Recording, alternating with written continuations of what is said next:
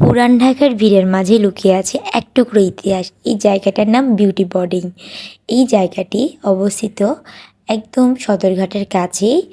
এখানে বিভিন্ন ধরনের কবি সাহিত্যিকরা আড্ডাখানা রয়েছে। এছাড়াও রয়েছে প্রতি শুক্রবারে অনেক লোক এখানে মানুষ আসে।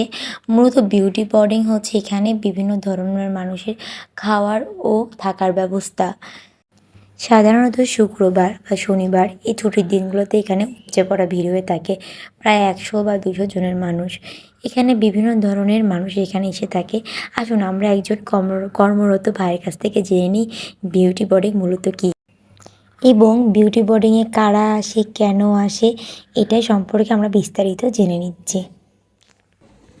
মানে বিউটি বোর্ডিং সম্পর্কে আপনি একটু বলুন।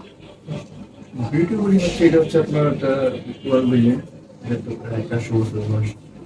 এখানে তো এটা ইউনেস্কো থেকে স্বীকৃতি পাওয়ার পরে এখানে অনেক মানুষ আসে দূরের সময় নষ্ট করে।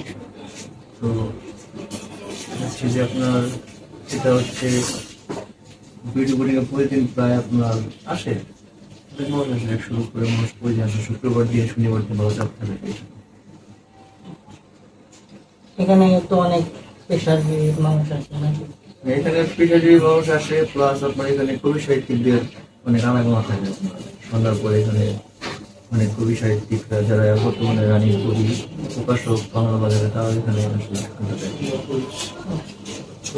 আর এখানে মানে কি কি খাবার আইটেম করে? এটা এটা আসলে আমার কাছে না, এটা হচ্ছে আপনার রোহিঙ্গি যা একটা সেক্টর আছে ওইখানে আপনি ভালো জানবেন।